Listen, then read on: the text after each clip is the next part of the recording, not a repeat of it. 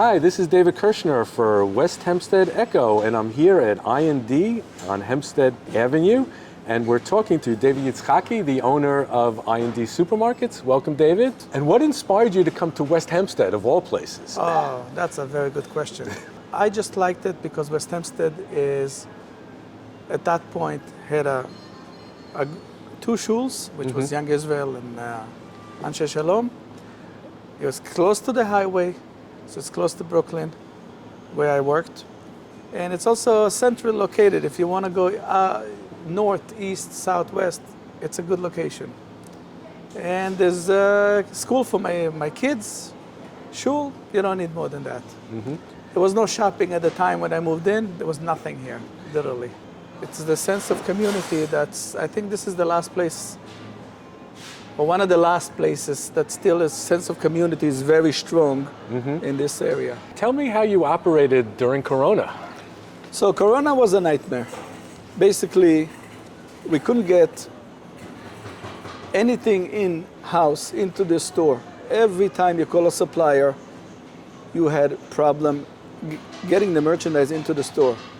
I actually called the supplier, and sitting in Philadelphia, I sent drivers to Philadelphia to buy eggs, milk, basic items. I sent, to bring it in here and handed it to the customer in a fair price while everybody else's shelf was completely empty. Not only that, vendors that did not have workers to pack up our orders and said, David, I have the merchandise, but I can't send it to you because I made sure that this neighborhood had everything. I sent trucks all over. We unloaded shelves in the supplier's warehouses, into our van, bringing it in here, filling up our shelf to make sure that West Hempstead people will have everything. We hear all about inflation. How, as a store owner, have you been dealing with it on a daily basis? Well, I can tell you that this is the hardest topic at this point in America. Inflation hit everywhere. And we try to cut down the margin and give the consumer a much better deal, although sometimes we don't even make money on it or we don't even have a margin on it. And that's the idea. We try to keep all the customers here happy, smallest margin as we can operate, and give the customer a good deal. Are you facing any supply chain shortages at the moment? Absolutely. The supply chain changes, there's no explanation for that also. Why is it at this point? Because I personally can't understand why certain things are missing from production. You can, at one point we couldn't even buy Coca-Cola. Yeah. I mean, you would think this is automated lines, you couldn't buy. There's nothing there. What's the hardest thing to keep in stock right now? Well, it's various, like I said, it's various. Every week is a different item out of production, and every week it's a struggle. What's the next item you're gonna need? Right.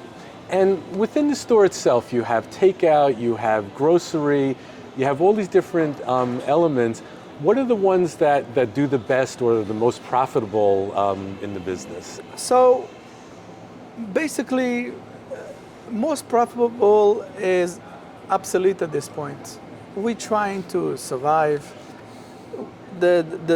Obviously, everybody thinks that you make more money in certain department than the other, but you have to understand the laborers in these days are skyrocketing. And because people think that you make more money on the meat and stuff like that, but if you translate it to the bottom line, I think it's all equal at this point. We're trying to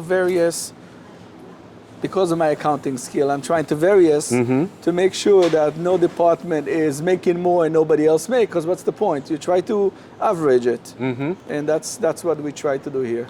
You have a loyalty program where you get discounts back right at the register. Why did you do that? I'll tell you exactly why I did this. I felt like, first, everybody should have a break. That's the first thing. You come to my place, you buy, you get an incentive of, because you bought, you get an incentive. And as a store owner, and it's a responsible thing to do. I'm sure a lot of big chains do it, but here it's measured to different parameter. I'm trying to bring people in to show them that we are competitive, just like what's the bottom line of all of this? People sometimes will go to a different place and they'll see something else on sale, and but if they don't buy $150, it's not on sale. Here it's not working like this. Here, from the first so-and-so dollars, you get your discounts and coupons. So this has been David Kirshner for West Hempstead Echo. I'm here at I&D interviewing David Yizhaky. Thank you very much for your time.